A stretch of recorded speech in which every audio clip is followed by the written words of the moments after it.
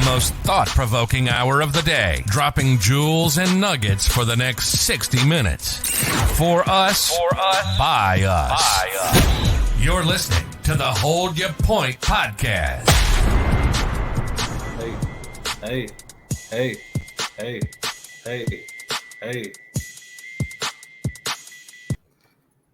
Yes. We are back for another tantalizing Tuesday. This is the Hold Your Point podcast, and we are the Hold Your Point podcast crew. My name is Fortunato. We got DTH in the building. What's happening, DTH? What's going on, guys? Good to see y'all as always. Ready to get it in tonight, man. Good. How you doing? How you doing? Brian in the building. What's going on, everybody? True. Mike Brown. Okay, DJ, what's happening? What's happening, fellas? What's going on? And we got the favorite son of Jacob. What's going on? Favorite son of Jacob here. Y'all already know. Man, so what's up, man? What's going on, man? How's y'all week, man? Man, let me tell you, I just had some family come by for the past week. My cousin Nicole, her husband, and her 2 kids, and also her niece, so my other cousin, they were staying by me for the past week. They left this morning, so nice to spend time with them. It's been a little bit since I've seen them, honestly. So it was nice. Where they from? Brooklyn. Yeah, they're in Brooklyn. Yeah, New York. That's what's up. Yeah, so they just went back today, but they was loving it here. They was at the pool and the beach like every day. That's all they wanted to do. And I was just like, wow. It's cold in New York right now, right? Yeah, it's real cold. They're like, man, they don't want to go back. They was at the pool in my community like every day. I haven't even been there once since I moved here. but it was cool, man. So they went back. So the house is kind of back to normal now. But yeah, it's been straight. That's what's up. Man, the week for me, the week picked up a little bit. I can't front. Last week was a little slow-mo. I enjoyed it, can't lie. It picked up this week, but man, I kind of like it when it's, not when I'm super slow, and not too much, but just enough, man, because I like to be active, man. So, but yeah, the week was cool, man. Yeah, man, same here. I mean, I built some furniture, I should say, trying to live a little better in this place. Yeah, a few tables. I built some tables and some chairs. You know what I'm saying? You know what I do, man. You know what we do already, man. What do we do? Yeah. Tables and chairs. I'm gonna say you handy, man. Nah. Yeah, man. That's it. My week's been good, man. Can't complain. A lot of blessings. Like I said, this week's a lot better than last week. So, hey, I'm glad to see you guys. Keep it going. So glad to see you too, dog. Yep. Yeah, man. Mike had the week off last week. You know what I'm saying? We're gonna skip over that. Hopefully, you enjoy your PTO time. I know y'all miss me. Welcome back to business, sir. Yeah, y'all miss me. Hey, but nah, man. All in all, man, last week was dope, man. I think I had mentioned to y'all, last week, but I don't think we shared it on the pod. I had something interesting happen, man. I had a guy stop by randomly and offer to, give my yard a makeover, free of charge. And, it was kind of shocking to me, because it's not something that happens like on a regular basis, kind of talking to him a little bit. Yeah. Free 99. Free 99. Yeah, but he had told me, he was like, he got a YouTube channel and he creates content and stuff like that. So I was like, oh, that's what's up. I was like, hey, we got a podcast, and chopped it up a little bit, and he gave me his contact information. I seen bro had like 263,000 followers. One of the videos had like 9 million views. So he was definitely doing his thing. So but yeah, man, he transformed. Like I did kind of put my yard on the back burner for a little bit, but he turned it into something phenomenal. So and through it all, man, but the good thing I was seeing too, I told DJ, man, like when bro was cutting the yard, like he had the cameras out, like he was getting angles, he did tree work, he did all this stuff. And I was like, man, I can't never have no regular people come back here and cut my yard and just do front and back and charge me X amount of dollars. Like when this man out here doing the most, getting camera angles and everything. Like For passion free. is at a different degree. For free, yeah. Well, I mean, in the grand scheme of it, when he put it on YouTube, he getting $600-700 a yard. But yeah, man, it was just it's dope, man. So hopefully, you know what I'm saying. He said camera angles, the only thing ain't working on, man. You getting angles from other wells. Hey man, shout out to Al Blaze, man. Hopefully we can have him on the podcast one day, man. But you know, I think he has a phenomenal story. And but yeah, man, that was interesting, man. You know, just to highlight a little bit of this week. Which leads me into a little. Go ahead, DTH, my bad. I just wanted to ask, what do y'all got on y'all heads? Man, it's do rag activity. What y'all wearing them for?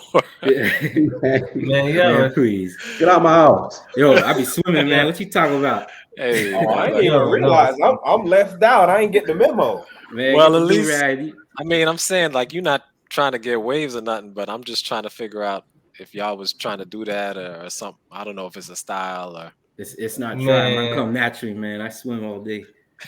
I got the deep waves like 96 Carlson in here, man. Don't play with it. man, I have hair, man. If they not put together. Oh boy. Hey. But nah, man. So you know what I'm saying. The topic of the evening, man, I think is a good one. You know, just referencing the brother that came through with such discipline, like with just kind of creating content and doing like a job, on a different degree all by himself. Like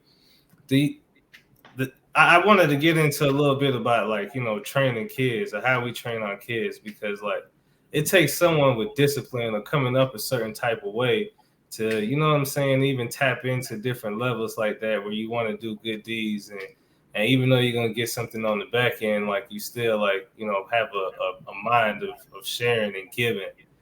And so as we into 2022, man, a few of us on the podcast got kids and it's all kind of all over the place with content and everything else, man. So how do we continue to instill like those types of values, like good values, and training our kids on the right and the wrong things in 2022? Well, I would say it starts with yourself. You got to be able to. You have to know what's right yourself. If your kids or whoever's looking up to you is going to have an example to follow the right thing. So if you're living your life in a way that's not productive or beneficial to society, and you've got a young one coming up under you, they're going to emulate what they see.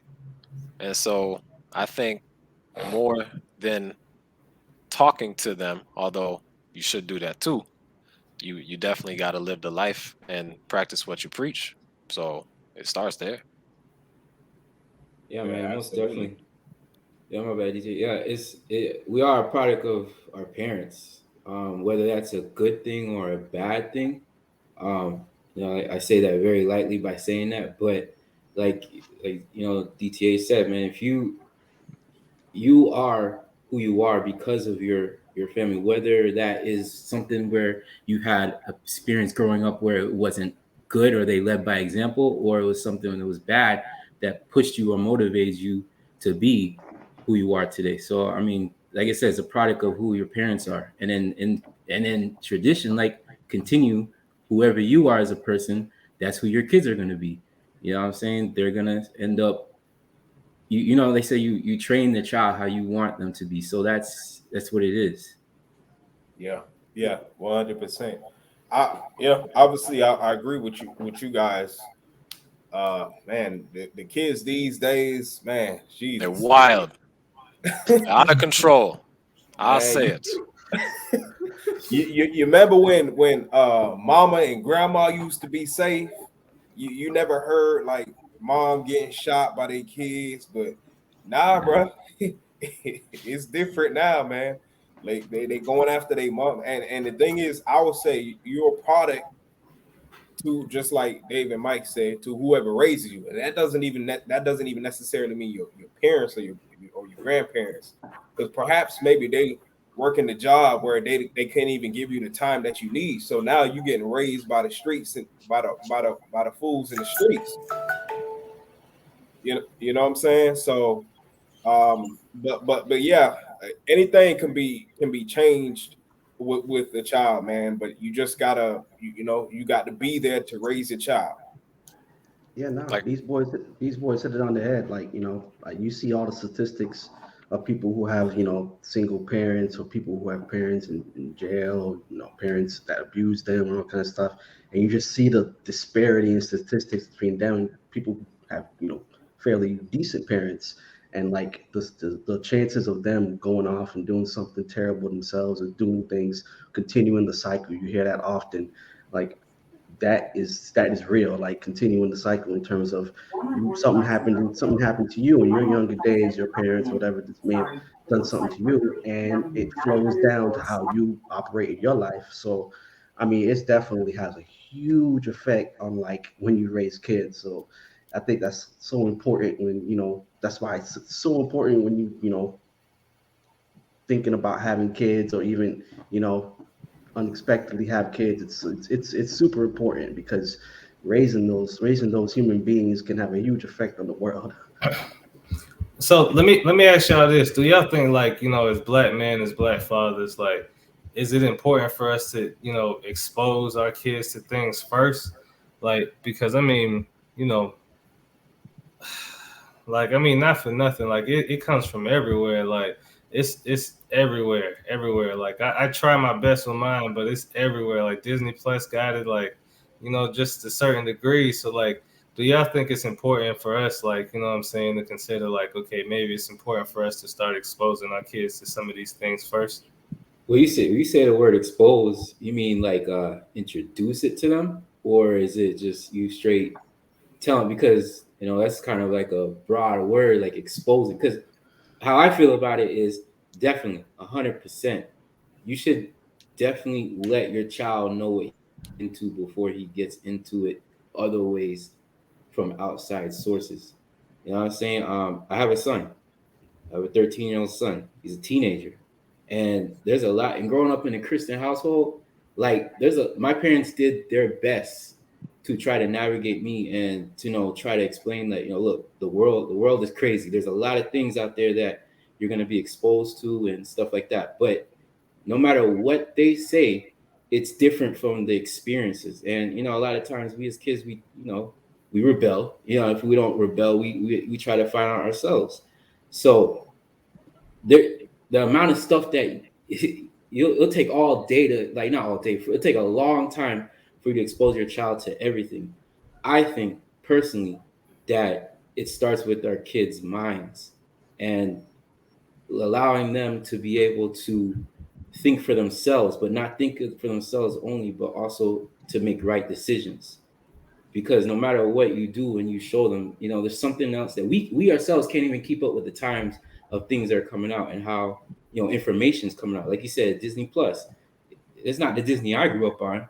You know what I'm saying? So there's a lot of things out there and a lot of information out there that we gotta we can't filter, but we have to be able to be like, look, this is what's right, this is what's wrong. You know what I'm saying? yeah, True. just to kind of go back to what I said a little earlier, I don't want to make it seem like I was knocking the little kids coming up today, because truthfully, things are, I believe they're tougher for the kids today in terms of bad influences that are all around them. So I'm not knocking them for, falling short, because everyone falls short. But it's the same pressures that they're dealing with today that people have dealt with in the past. But I would say they're intensified. But as far as exposing, that's a very interesting question, because I think traditionally, I would think that you want to shield your kids from bad things. I think most parents, well, obviously love their kids. They want to take care of them and shield them from those bad things. But kind of like what Mike Brown was saying, things are just so pervasive. Like, you can't escape it anymore. Like, you got things on TV, on commercials. Like, that's not even a program you watching, but the commercials are teaching your kids these things. Like, it's just right there in front of them. So, and of course, you go into school, these other kids, other parents, they're a lot more loose with their kids. So their kids know a lot more at a younger age. And then they tell your kids, and now your kids come home asking you, mommy, or daddy, what's this? And you're like, wow, I'm not even ready. So it's interesting. So I actually talked to this guy before a couple years ago, this franchisee for Burger King when I was working there, Walt Shooter. Shout out to Walt Shooter. He said if he had his kid come home and was like, Dad, I want to smoke cigarettes, he told me this is how he would handle it. And I always thought it was interesting. He'll say, okay, he'll go buy a pack of cigarettes, put it on the table, and tell him, go ahead and smoke it. Because I guess the idea was if you feel like you want to do that when you're by yourself and you made that decision, then that's on you. But if you're doing it because these other kids are doing it, the peer pressure, that's not a good reason to do it. So he's like, put it on the table, let him smoke in front of you, see if he likes it, and then let the chips fall where they may. Now, it's a little risky, but I do think it's an interesting approach, because I would imagine I just feel like if I did that maybe to my kid, smoking is not, smoking a cigarette it's not good. So like they're not gonna like it. But I think part of what makes people like it, for some, not everybody, but is the peer pressure. Like, oh, they're smoking, let me smoke too. And then it becomes a habit. Obviously, it's addicting because of the nicotine. But if you put it on the table in front of them by themselves and you tell them, go ahead, smoke in front of me, see if you like it, they're gonna start coughing and thinking like, oh, this don't taste good, and then they're not gonna want to do it. So now I like that. You know what I'm saying? So I always thought it was interesting. I'm not just necessarily saying I'll do that exactly, but it's an interesting approach. So it's a little long-winded to say, I think you do kind of need to expose these kids to certain things so that they're aware, but not necessarily push them to do it, or so that they can learn. Right. Oh, I don't like it. But you gotta be the one to tell them what's going on. You don't want them to hear from somebody else. That's right. They get information differently from how we say it. I would say that for me, I don't have kids yet, but once I have kids in the future, I'm exposing my kids to every single thing that I can possibly think of under the sun. If the wife would allow, you know what I'm saying? Because I gotta check in with that, you know what I'm saying? I gotta check and make sure we cool. Because it's funny because I was having a walk with my wife, and we was kind of talking about certain things, and I was bringing up, I can't remember his name now, but it's this black dude that he got tattoos on his face, and he literally trains his kids to use guns. You know what I'm saying? And they young, like 7, 8, I don't know, 10 or something like that. And I also remember Shannon Sharp on the Undisputed. He was talking about how when he was with his grandparents, how his grandparents also had him use a rifle, and he didn't think nothing of it. But that's the thing, man. Parents' job is to train a child, man. Is to train a child. It really doesn't matter what it is. You're training them, whether that be using firearms, whether that be telling them about the birds and the bees. Whatever it may be, God, tell them about God, Christ. It's your job to train your child. And the thing is, you can be trying to be one of those parents where you like, shh, don't tell, don't ask, don't tell. But nah, bro, even back in our days, we gonna hear about it, man. We gonna hear about whatever 100%. It is that's out there. We are going to hear about it. And the thing is, now today, they gonna hear about it, but it's even more so now because you got the social media on your phone, So whatever, so literally, just like how Dave DTA said, you may not even be searching for it, but you just on your TikTok, you scrolling by. Oh, what's that? Because you don't know what's gonna come up on the TikTok stream. You know what I'm saying? So it's your job, I believe, as a mother, father, uncle, auntie, whatever, because it takes a village to raise a child, right? It's your job to tell, these kids of what's happening, regardless of what it be, man. Yeah, no, these boys hitting it on the head right here. I mean, when I was looking up a little bit, something not as someone who has kids himself, but just the psychology of it. Life is just a series, pretty much, of inputs and outputs. And when you're a kid, you don't necessarily have control, or you don't necessarily know what's good and what's not good in what you're putting into your mind, into your body, and it really into you, into yourself. And it's really your job as a parent to control that, because no matter what, they're going to be intaking something from somewhere. So you have to be able to control where exactly they're getting their information from, where exactly they're getting their stats, where exactly they're getting all their like influences from. And because if you don't do it, and I think we kind of all alluded to it, somebody else will. Somebody else will train up your child in the way that you should go, like Proverbs 22 verse 6 says, and they will not depart from it if they train them that way. So you want them to be in the way they want to go. So you got to train them, like DJ said. You got to train them. Somebody else will if you don't.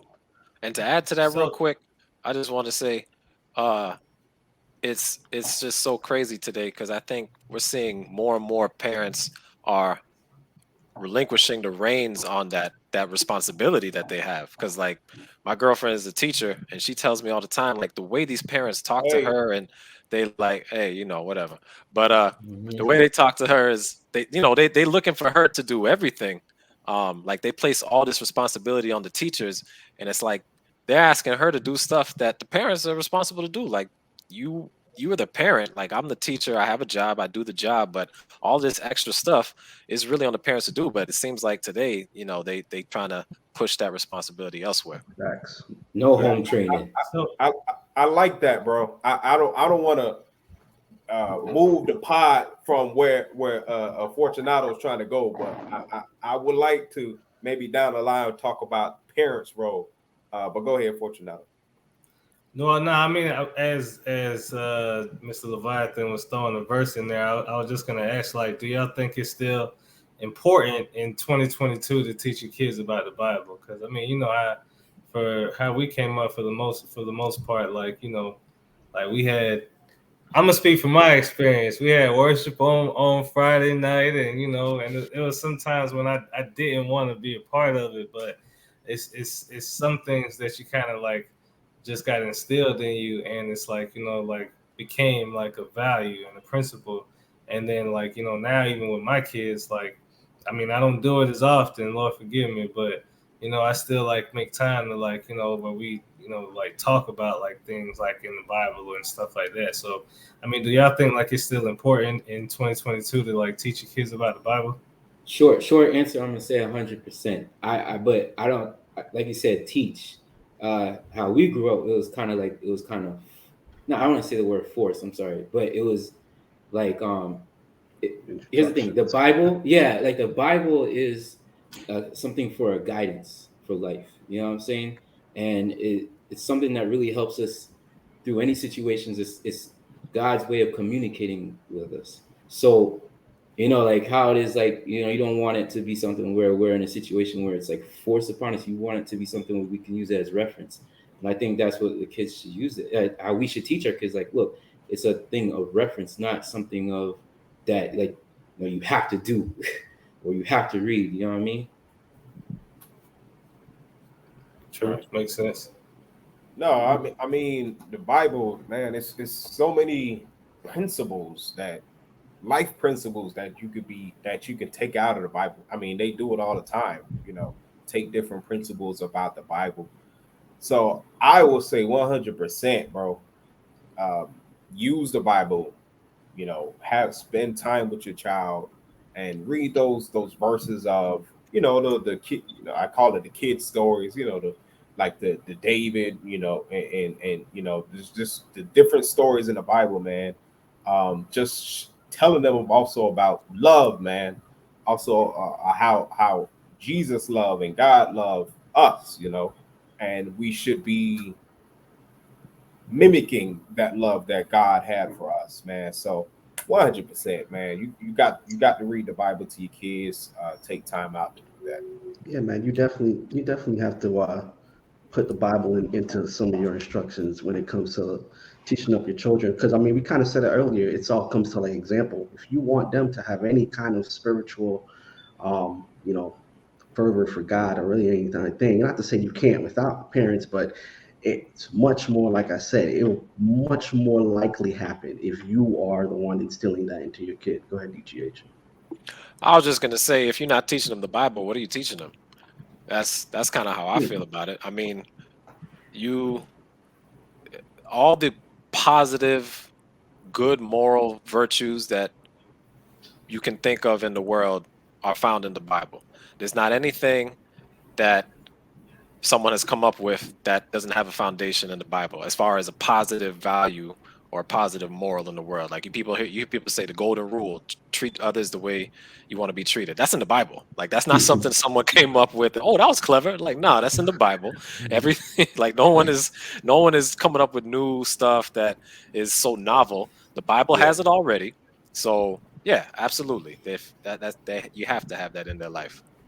And the thing is too, most likely they're not gonna want to pick up a Bible on their own, because I mean, let's be They honest, ain't right? gonna Like, want to pick up a book on their own. What you talk about? Right. tell me Regular about it, book. right? Yeah. Although it okay, go ahead, Dave. Go No, ahead. no, I'm just saying. So, like, that's not gonna be natural for them to want to do that and read through the book of Job with all this old English and stuff, even with the translations, right? Like it's just a bunch of words and I don't understand what's going on. They need that guidance. So yeah, they gotta have that instruction. I think it starts with like DJ said, or Mr. Leviathan. It starts with them stories, man.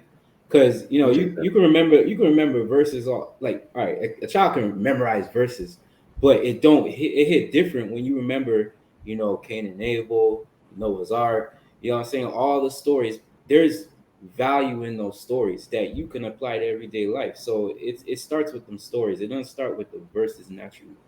Depending on the age, you know what I'm saying? So now, with that in mind, do you think it's necessary to instill all of your ideologies into your children? I think it is necessary, but you gotta see where your child's maturity level is at and see what they can take at this time. So I personally think that a child, we're no smarter than a kid. We just been through a few more stuff, but a child has the same intellect as we do. You know, that's why kids can, when they're young, they can learn multiple languages. Hey, I can disagree if you want, but it's facts. It's facts. Yo, Capacity. we just So all right. So wait. So you saying that you think that it's necessary to instill all of your ideologies into your child? I mean, you kind of cut me off. I was gonna finish off what I was saying, and what I did say, I said you have to see where your kid's maturity level is at to see what you're gonna actually instill in them. Because if you see that they're not mature, why would you start telling them about guns that they're gonna mess around and shoot you in the back? Or you said ideology. So okay, so you mean as far as the biblical ideology? No, I mean just like principles that you believe in that you think that your child should. Okay. Yeah. So yeah. No, my bad. Don't like hold the point, DJ. I want you to come back. Like is ideology like culture? Like you talk about culture wise? I'm talking about like just like okay. Like I don't want to make it too specific because I want to keep it open as far as a conversation, but like just like anything like you feel like you believe in. Like if you think something is bad, you're gonna teach your child to think that something is bad. If you think something is good, then you want to teach Well, it depends. Because honestly, that's how racism kept getting passed down, because some of these people think that people of color are the devil. You gotta pick a side, DJ. You said yes first. Nah, it depends. He said maturity level. I give him that. Okay, yeah, he did say maturity level. So go ahead. All right, so here's what I'll say. I'll say like this. For me as a parent, you're gonna have to teach them whatever you know. Like, but you're gonna also have to realize after a while when they get to a certain age, when they're gonna have a mind of their own and they're gonna think of things in their own way. It's going to happen. But you can't do anything else but teach what you know and teach what you think is good and teach what you think is bad. Like you can't help but do that. There's no other way around it. But then you also have to understand, like I said, once they get to a certain age, they will have a mind of their own and they will eventually think of things differently. And that's where in your head you have to think, all right, well, look, this is a human being and they're going to have their own thoughts. I can't control that the same way how when I was a child and I was a teenager, nobody could control what I was thinking. So in DTH, and I see you about to jump in, but let me throw something in there real quick. Do you think like that damages the fabric of the relationship though? Because like if you just giving me like, let's just keep it a buck, right? Most of us have Caribbean parents, right? And a lot of us didn't grow up in the Caribbean. We grew up and were born in the States. And a lot of times, you know, some Caribbean principles didn't mesh well with how we grew up. And so do you think like if you just gonna give it to them regardless, because this is how we did it back home, like you don't, do you think that damages sometimes the fabric of it instead of just like letting them like go ahead, DCH, I'm sorry. I had to throw something in there. No, I was gonna say Leviathan, I agree with what he was saying, because I mean, if I'm not gonna teach them the things I believe, I mean, what am I gonna teach them? Like I gotta tell them what I believe is right. And then of course they're gonna have to abide by that until they're 18 and they move out the house. Because like he said, once they're grown, once they're grown, you can't control them, of course not. But as long as they're under your roof, you know, you're taking care of them, providing for them, they're gonna have to live by your rules. That's just the facts. But I don't think, as far as instilling what you believe is right, I don't think you should force it upon them. And I think you should have reasons that you can explain aside from this is how I learned it. You should be able to say, I learned this, and here's why it's good, A, B, C. Or this is why it's bad, A, B, C. If it's only because this is just what I know and that's it, and you're just going to learn the same thing, I think you'll probably have a tougher time getting them to adopt that ideology or that practice, because most people don't want to hear that's just the way we've done it. Even if you work in business, that's one of the big no-nos. You don't never say, "Oh, how come this report is like this?" Well, that's the way we've always done it. You say that, you might get fired. They'll be like, "Hey, I don't care how it was done before. Let's reanalyze. Let's look at it now and see how best we can do this report. Maybe there's a better way." So people don't like that answer, and that includes kids. So I would say, you still teach them, but you got to be able to come harder than just, well, that's just the way it always been. So because that's not going to fly with the kids today. That's honestly a lot of mistakes parents make, man. Especially like when they're trying to punish their child. Anybody ever got a whooping? You ain't even sure what the whooping was about. You know what I'm saying? Like, I honestly think like you have to explain. Just because they're kids doesn't mean that you can't explain to yourself. Oh, you know, sometimes some parents may say, "Do as I say." Do as I say, not what I do. Not as I do. Yeah. Which is the craziest thing to me. Like, why you want me to do it? You ain't even doing it. You know, it just doesn't make sense. And that's when parents would be like, "Oh God, my baby, he in jail, you know, for life because he killed somebody or whatever." You ain't tell them the right way to go. Like kids, you'd be surprised how much kids will listen to you. They may be like, you know, that was me too. I ain't gonna hold you. I used to be like, man, get up on my room, man, blah, blah, blah. But I'm listening. What you got to say? You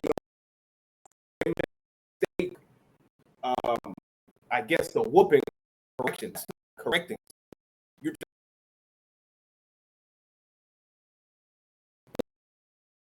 Because that's how they would. That's the issue.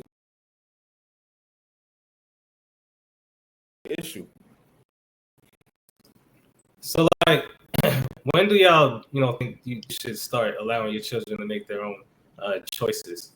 Like, at what age, for real? Like, do you really start saying, okay, like, I mean, that's not what I said. I mean, I think you got more. No, go ahead. All right, I was gonna say, I mean, I think honestly, as young as possible, because I think what I would want my kids to learn more, probably above anything else, is your choices have consequences. So, you know, if you decide you want to work out and eat right, the consequence is you're going to be in shape. there are good consequences. And then on the flip side, if you decide you don't want to work out and you want to eat chips and lay on the couch all day, you're gonna get fat and out of shape, and you're gonna be unhappy. Like, that's your choice. No one is making you do these things. So I think, as early as possible, you want them to learn. Hey, if it's something that is very detrimental to their well-being, like, for example, I'm not going to let them touch a hot stove, right? Like, that's not good. They're gonna get burned and possibly damaged pretty badly. But certain other things where it's like, hey, look, if you do this, then here's what's going to happen. And I think they need to see that and learn that, because if you just prevent them from it all the time, then they're not actually going to understand the value of that choice that they had before them. So I think it starts as early as you can with them. Yeah, no, to add on, to add on to what he said, as early as you can. It also kind of depends too on the subject and the child. You know what I'm saying? Like, every child is different, and Mike Brown hit it, maturity, or was it DJ? Somebody said maturity. Maturity is the real key there. Like, you know what I'm saying? And every child is kind of different in that situation. I know a saying, it says that, experience is life's best teacher. It was one of life's best teachers. So it's like, you gotta sometimes just let them get the experience in it. I know throughout my life, some of the best ways I've learned is just gone through it. I've just been through it. So, and everyone could pretty much attest to that. Not everything, as David said, as DJ said, but hey, some things for sure. They just gotta go through it. That's the only way they're gonna truly learn. Yeah, man. Look, I got 2 jits, man. Shout out to my jits. I got 2 boys, man, and like you guys, I'm not trying to sound like an echo, but listen, man, they are 2 different personalities, 2 different people, and it's just weird. You know what I'm saying? Because one, you can tell one, and you know what I'm saying, he got it. The other, he needs why. He needs a why, and then there's a why after that, and there's a why after that. He's like, but daddy, why? But daddy, why? You know what I'm saying? And there's always a why. So it's like, you go on to one explanation, you got to explain 10 other things. But as far as giving them choices, how I kind of learned to give them choices by starting with small choices. Like, you know what I'm saying? Like, it's not, all right, for the longest, this boy would eat nothing but chicken nuggets, straight chicken nuggets. But I'm telling you, like, Jaden, there's other things out there. You have a chance to choose other things. I want chicken nuggets. So it's just, McDonald's? So it starts with, man. McDonald's or just Walmart? McDonald's the devil, man. It's just straight 10-piece chicken nuggets, man, all the time. But it's what it is how it is. It's just how I started. Is like, look, let's switch to like a burger. You know what I'm saying? Like, let's try something else. I want chicken nuggets. Let's switch to red meat. Come on, man. Let's go to red meat. I don't know what it is, but my point is just, and then, you just gotta give them a choice. It starts with small. Because look, here's how it is. We say something, but in school, they getting choices. So they're getting where they have it, where they have to think on their own. That's how the schools are teaching them. So at the end of the day, it's like how exactly. So how not try to, emulate that by what's going on with small things. And then as things get older, but you gotta guide them, man. You gotta guide them. You can't guide them in the wrong path and be like, nah, instead of 10-piece chicken nuggets, we're gonna get like 5 this time. You know what I'm saying? So it's just like that. That's how I feel. Hey, for real though, because even with mine, like, the earliest that I can just think of, just right off the top of my head, like, I was letting them make, decisions or choices like at 4 or 5 years old. As long as they had understanding, then we're gonna start making choices, and then we're gonna see, what's you might have good choices, you might make good ones, and you might make bad ones. And especially now when they're in school, like with my son, he in kindergarten, so on Fridays they do like ice pops for $1. And so, he'll have some money, every once in a while. We'll jump on that too, but like, I'll give them some, like, rewards or whatever. And so he'll have a little bit of money. And so I tell him, I'm like, Joe, don't go and spend all your money at school on ice pops. And he'll have like, $5. And one time he went and took all his money to school and bought ice pops for a couple of his friends and bought like 2 for himself. And he didn't have no money. And the following week came, he ain't have no money for ice pops. And I'm like, well, see, you spent all your money And so, like balling. just giving them like those little pieces. And since then, like he had some money again. He took $1 out and took it to school. And so little things like that, man. But hey, so the next question I wanted to hit y'all with really quick is, with everything that's going on in recent years, what I'm saying, by the grace of God, 2022 hasn't been too insightful just yet, knock on wood. But with everything that we've seen with just like police interactions and people of color and stuff like that over the past few years, do y'all think now it's important to teach our kids how to use firearms? That's a big one. How young are we talking here? I guess kids, huh? I wouldn't say. I don't think you should. I think it's something they should learn on their own as they get older, not by choice saying, look, this is how you protect yourself. That's just my opinion. I mean, you can't take them to like a shooting range and stuff. Is that what you're talking about? Like, are they allowed there? I don't even know. Yeah. Of course they are. Oh, well, in that case, I mean, if it's just like a shooting range and get them like around a gun, I'm not opposed to it. I don't know if I've. Y'all tiptoeing. I don't know, man. I don't know if you should have them around it. Yeah, I mean, it's a very dangerous weapon. You have to be very careful, I think, with that, because I mean, you just seen so many cases of kids at home, and then they go into daddy's gun case or something, and then the gun go off, and lives are changed forever. Obviously, if you're a responsible adult, then you will take the necessary precautions to make sure things like that don't happen. But I mean, I don't think they need to get into that too young. I would say maybe if they're a teenager, and I mean like maybe 16 and above, maybe before they turn 18. And so like, all right, you coming into your own as a young man or a young lady, and I believe this is the best way to protect yourself. But I don't think a toddler or a child under that. I that's just from what I'm thinking ahead. I don't know if they need to get into it from there. Yeah, I'll say 15 or better, because I don't want you to go and do something with my gun, which I know my kid won't. But just in case, I don't want daddy ain't trying to go to jail for you, man. Yo, you know how many parents of these kids probably said, no, not my little Johnny.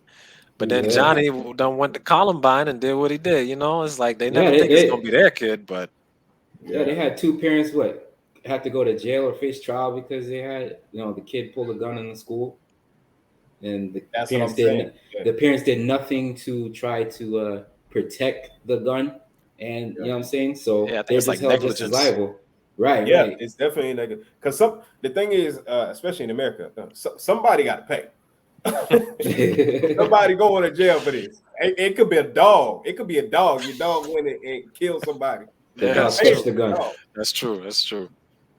Hey, so I just looked it up, and they got competition shooting for children as young as 10 years old. So, I mean, I think it's all subjective, because I mean, if their parents is really into it, like just like how some of us might drive our kids into football or basketball, they might just want them to be like, just one of the best clay shooters, and get into some competition shooting, and they got them at a young age. For real, I had to look it up really quick. But so all right, it's crazy because like to go on it back in the days, a lot of a gun. All right, times now are changed. You see what I'm saying? So to have a gun and teach your child how to aim and shoot, that was a form of hunting. So the child would then learn how to hunt and then go out and bring back in what he's hunted. You know what I'm saying? Now it's in a sense where it's like, guns, you don't know, it's not the gun that kills the people, it's the people behind the gun. You know what I mean? So I feel like personally times has changed. Peer pressure is more, than it's been in the past.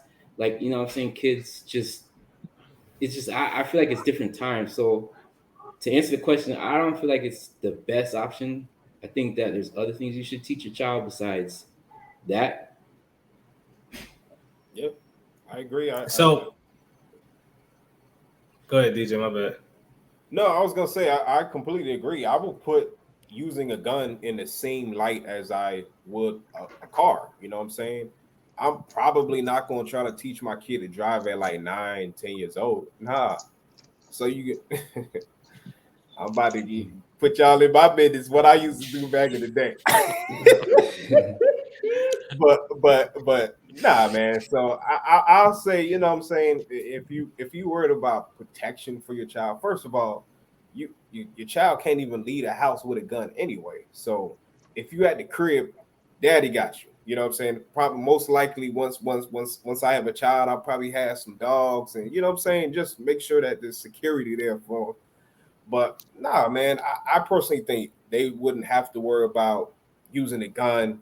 Like Mike Brown said, there's more important things, bigger fish to fry that that I can teach you. What's your opinion for tonight? And teaching them how to use. Well, listen, I think it's all about the maturity of the child too. Like I wouldn't, like if my child is prone to losing their phone or accident prone or something, we definitely not going that route. But like if I have like every my child is like, yeah, but if my child is more serious, and then I still wouldn't do so until like probably like 14, 15 years old. And, you know, it would be under my direct supervision only when we go into the range and no access to it otherwise, stuff like that, just to kind of like, you know, get familiar. And I think it's the same thing like with swimming. I know people throw babies in the water now as soon as they can breathe. But I think it's the same thing with like swimming and stuff too. Like, you know, whenever they get mature enough to handle it, or, you know what I'm saying, understand what they're doing, I think that's when, you know, I would be comfortable with it. You wouldn't throw your water. You wouldn't throw your baby in the water, DJ, to see if it can swim. I mean, the thing is, man, like there's a lot of mischievous kids out there, man, and you know there's cases where you know kids wound up in the pool and drown. So there's a reason why some of these parents are doing it, just to make sure, like, hey, this kid knows how to swim, so I don't have to see if you can float. But I mean.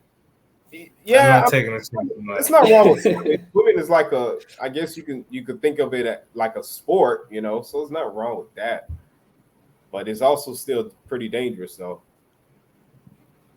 Yeah, so like, all right, so not doing it the way they're doing it. That's all. They be throwing the babies in there under sleep. I'm good.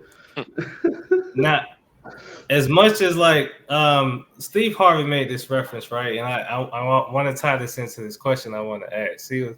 He said that, and I'm gonna try to do it justice, but he said that, like, you know, when he said with his kids, it's like, you know, they're trapeze artists, and you know they can do all these flips and tricks on the tightrope, and if they fall, they got a whole safety net. They bring them back up. You know, if they do something dumb in life and screw up, they got a whole safety net that'll just pull them back up. He said, but if it's him when he on the line, he ain't got no safety net, ain't no catch behind, nothing. He just gonna hit the ground and he got to come back up.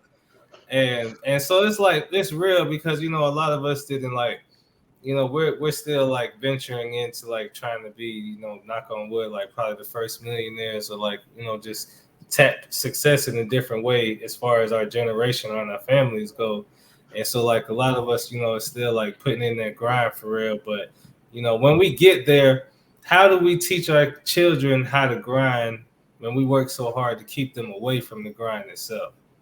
So because, you know, like, you know, we come up with different principles where we know how to work hard. We know how to go get it because, you know, it wasn't given to us. But when we get to a place where now we can just give it to our children, they ain't got to work for it.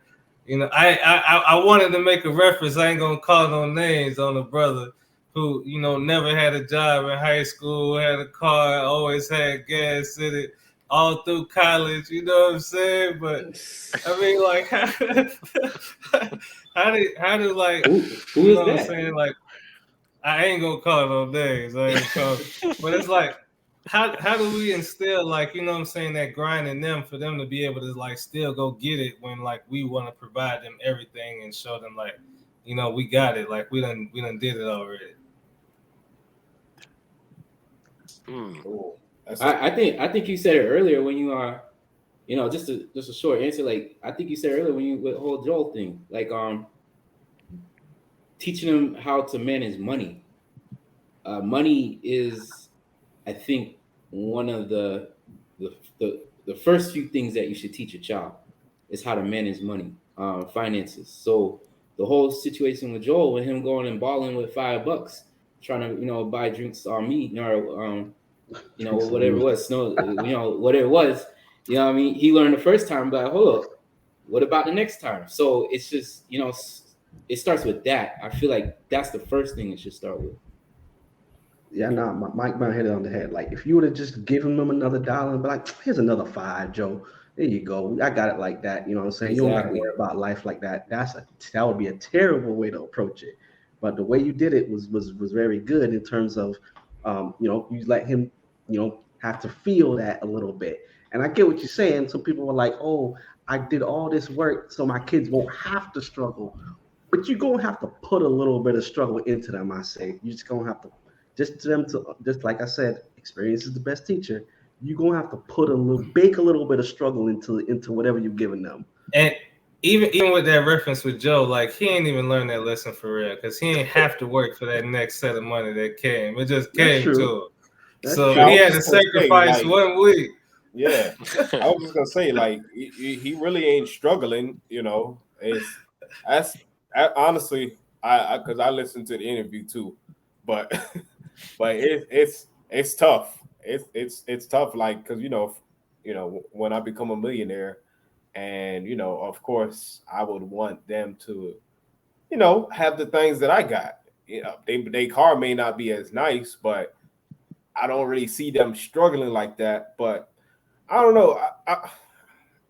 It's tough, man, because in everything you do in life, there's gonna be some troubles, and trials, and if you really haven't, you know, felt that, or you know, it's gonna be hard to overcome it, man. But I don't know. I'm gonna let DTH take a stab at it. Oh Lord, I mean, I think it might have been some athlete, it might have been Baron Davis, who is a retired NBA player who got millions of dollars, but I think he got like his daughter like a regular old Honda for a high school graduation or something like that. I remember hearing that, and because he was like, he's just trying to keep her humble. So it's like, I definitely can see you wanting to give your kids everything you never had, and it's like, I work so hard for it. Of course, you want them to enjoy the fruits, but at the same time, you just can't spoil them. I think that's what it is. I think commensurate with what it is that you got, you give them what they need, and then you sprinkle in some of the wants too, but you don't give them everything they want. Because I feel like for me coming up, my parents weren't millionaires, but I had everything I needed. And then sometimes I got some of the things I wanted too. So it's like, I think that's the right balance you got to strike, is just because you got it, don't give them everything. You give them what they need, provide the needs, but then, you give them some things that they want here and there too. But you got to instill them hard lessons, man, for sure. So how do we reward our children then? Like, how do y'all as black men, black fathers, soon to be in the future, if we're not already, how do we reward our children? Hot meal and a warm bed. Yeah, you feel me? I mean, what more you want? I mean, well, I was just being a little facetious, but obviously, your kid's gonna have desires and certain things that they want, and I think you occasionally want to, you know, surprise them with the thing that they want, maybe for their birthday or if they did something extra good.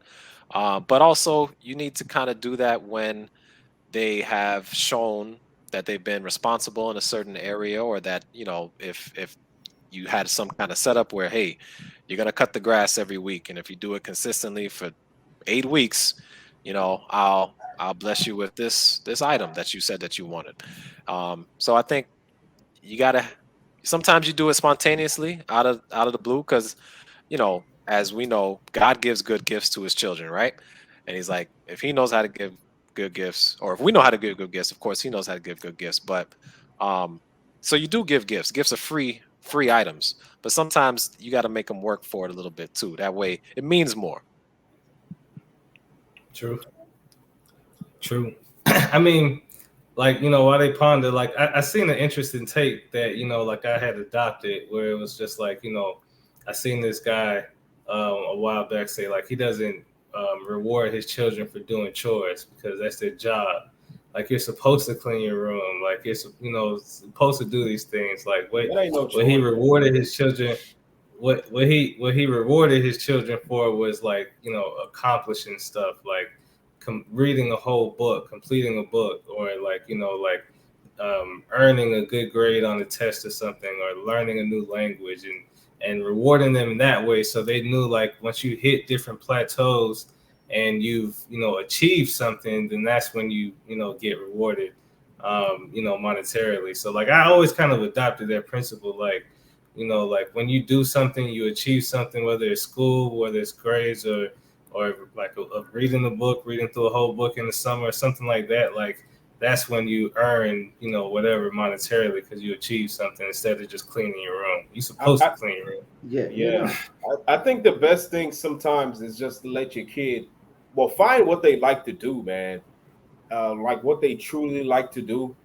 And I feel like you should reward them when they win in that, because that's the one thing where I don't care how rich you are, you're going to lose some basketball, some football, some soccer games. Are you going to be able to bounce back? Or are you just going to quit like a spoiled brat? That's really the only thing that I can think of where you can actually like instill in them like the will to keep going, to keep pushing forward. That's really the only thing that kind of makes sense to me is, but of course they will have to like that thing that they do, and then reward them. Be like, hey, look, the next game's coming up. I know you took that loss to heart, but the next one, hey, I got you with a whatever. Watch. I don't know. That's not really the only thing I can think of, man. But yeah, no. Fortunately, hit it on the head pretty much. I would use rewards as a positive reinforcement mostly. So like when they do something, like you said, do something good. When they do something specifically, when they do something that betters their life, I'm gonna reward them for it. So like when you said reading books, they say they get a job, or so they're doing something like productive or something. I'm gonna reward you for that. Like I don't believe in rewards for not doing bad things, like you said. To me, not doing or doing your chores, or if you don't do your chores, that's you doing a bad thing.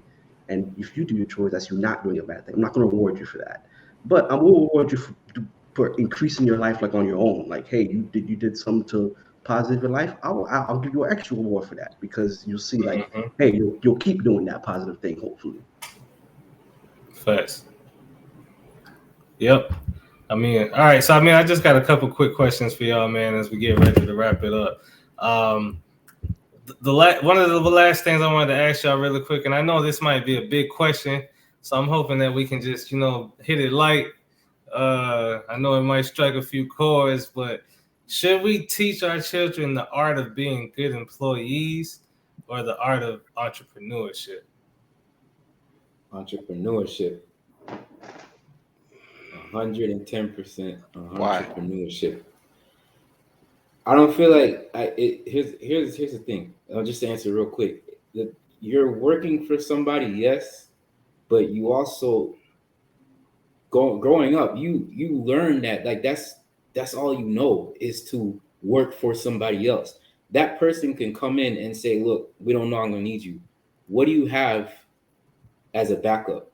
You know what I'm saying? That's why I try to teach my boys, like, have some type of skill that that even though they're young, I want them to learn some type of skill that they can keep going with and to be able to expand within life.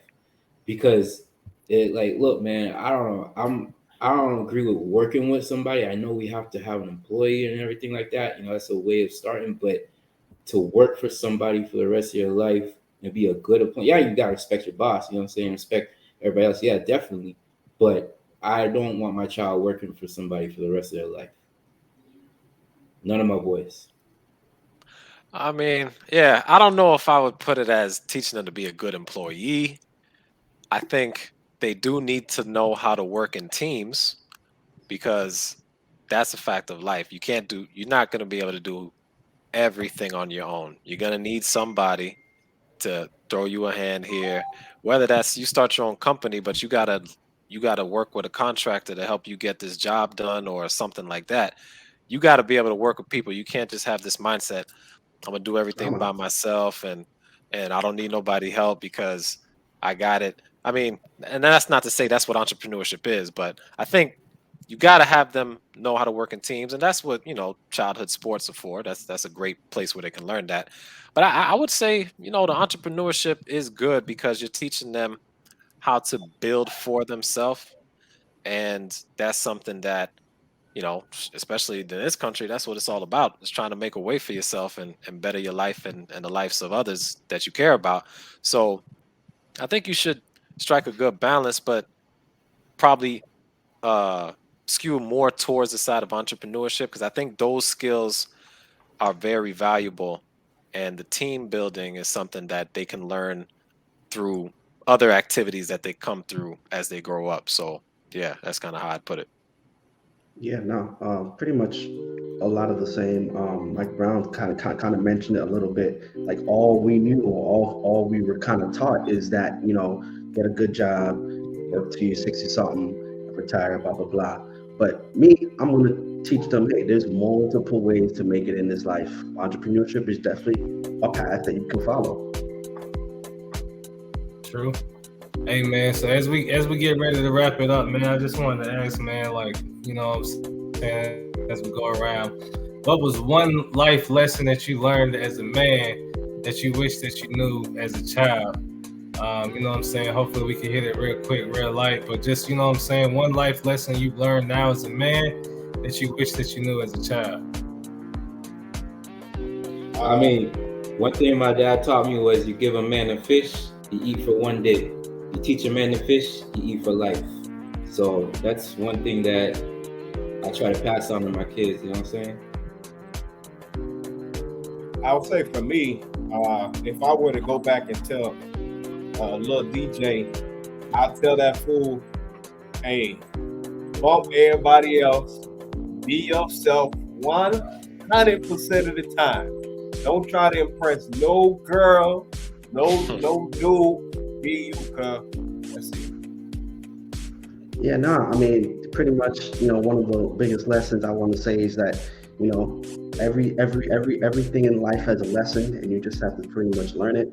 You have to learn it and move on, dust the scrapes off, you know what I'm saying? You're going to get bumps and bruises in the road, but, no tree out there is grown without dirt on it, so. I like that. And I'll just say, probably show kindness to people. I think when you don't have necessarily the skills or the right expertise, but someone sees that you have some, you're showing kindness and compassion, that'll go a long way for you. People will overlook certain deficiencies you have if you're a good person. So I think always showing kindness to people, no matter who it is, that can get you a lot further in life than necessarily the skills. So always be kind. True. Hey man, and my one life lesson, man, I would go back, you know what I'm saying, and give to myself again, man, is to always invest in your mind. You know what I'm saying? Test the waters. Tunnel vision is good, but you know what I'm saying, God has blessed us to be able to be focused on multiple different things, so we can try to do, different streams and see which hits the best, man. So just a little bit of that, man. This has been another episode with the Hold Your Point podcast crew. With the Hold Your Point podcast, as it always goes down, man. And until next time, sayonara. Go.